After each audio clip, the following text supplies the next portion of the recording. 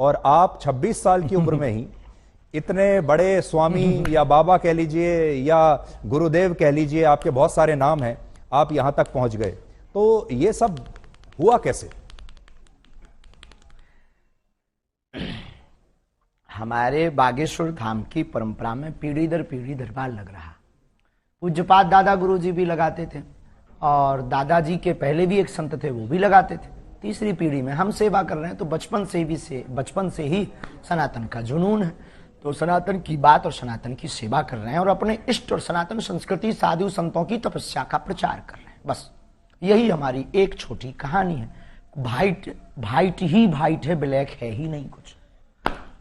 लेकिन लोग अब आपकी कहानी में लगातार ब्लैक ढूंढ रहे हैं। मैंने सुना आपने कहा कि मैं और कोई स्पष्टीकरण अब नहीं देना चाहता इसके बारे में, आपको लगातार जो चुनौतियां मिल रही हैं, लेकिन देश आपसे ये जानना चाहता है कि इसमें कितनी उसका आज हमने नेशनल चैनल के सामने लगभग 20 से 25 चैनलों के कैमरा लगे होंगे। 4 लाख लोग थे। हमने चुनौती दी थी, चुनौती देने वालों को कहा था कि रायपुर हमारी जगह नहीं, छत्तीसगढ़ है, दरबार 20 और 21 को लगना है, किराया हमसे ले लो, जिन जिन को दिक्कत है आकर के देखो। हम कोई दावा नहीं करते, हम कोई ईश्वर नहीं है, अभी हम साधारण इंसान है। गद्दी पर बैठेंगे, जो गुरु प्रेरणा लगेगी हम वो बता देते हैं और बालाजी की कृपा और संतों की तपस्या के प्रभाव से वो बात सत्य निकलती है। और सत्य को कितनी भी कसौटी पर कसा जाए, कितने न्यूज चैनलों ने एक्सपोज नहीं किया, कितने लोगों ने नहीं किया, आज तक बाल टेढ़ा कर पाए, क्योंकि हनुमान जी की कृपा और हनुमान जी के नाम का प्रचार है। जी आप धीरेन्द्र जी, आप खुद को गुरुदेव कहते हैं, स्वामी जी भी कहते हैं, धर्मगुरु, संत, तो आपका परिचय क्या है? आप हैं कौन?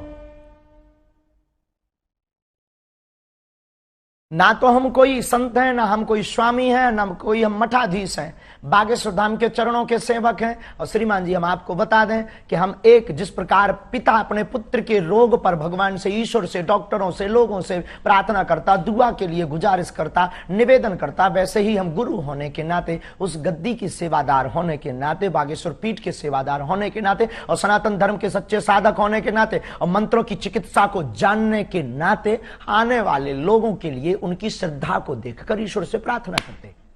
हमने आपके वीडियोस लगातार देखे सोशल मीडिया पर, इंस्टाग्राम पर बहुत सारे वीडियोस आपके चलते रहते हैं, जिसमें आप अपने कागज लेकर बैठते हैं और लोगों की मन की बात को आप पढ़ लेते हैं। तो ये जो मन पढ़ने वाली मशीन है, ये कहां आपने लगाकर रखी है और कैसे पढ़ते हैं आप? और लोग इसी को चमत्कार मानते हैं।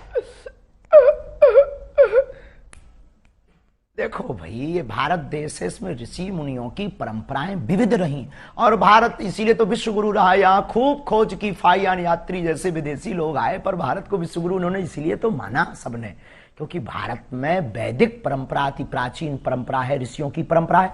और हमारे पास कोई मशीन नहीं है, ना हम कोई मन पढ़ने वाले माइंड रीडर हैं। हम तो अपने इष्ट के सेवक हैं और अपने शास्त्रों के सच्चे साधक हैं।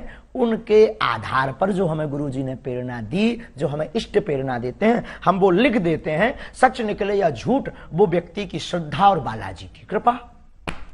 धीरेन्द्र जी, आप लोगों की आवाज हम तक और हमारी आवाज लोगों तक पहुंचाते हो, वैसे ही हम अपने इष्ट की जो चेतना तरंग है और लोगों की जो अर्जी है, वो अपने इष्ट तक, इष्ट की तरंग को लोगों तक पहुंचाते। न आप कुछ हो, न हम कुछ।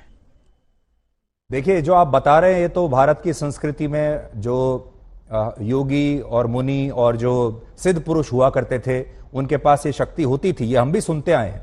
लेकिन आपकी उम्र है सिर्फ 26 साल। जितनी आपकी उम्र है उससे दुगना या तिगना तपस्या करने के बाद जो योगी हुआ करते थे, हमारे जो ऋषि मुनि होते थे, तब उनके पास ये शक्ति आती थी कि वो ये सब कर सके। आपकी उम्र ही को टोटल 26 साल है, तो आपके पास ये चमत्कार की जो शक्ति है इतनी जल्दी कैसे आई है? बहुत अच्छा प्रश्न है, बहुत बहुत धन्यवाद, अच्छा प्रश्न। ये आपसे किसी ने पूछा नहीं होगा। तपस्वी तो नहीं है, ये घोषणा तो नहीं करते, लेकिन आज भी दिन ना रात, हाँ बहुत। अरे आपकी योग्यता का क्या कहना। I proud of you. हमको आप पर बहुत गर्व है, आपकी लैंग्वेज से और आपके स्पष्ट प्रश्नों से। तो देखो, बाकी लोग तो वही घिसे पिटे क्वेश्चन करते हैं, आप ये जो बीच की नई चीजें ले आए बहुत गदगद कर गई हमको। तपस्वी हम नहीं है, लेकिन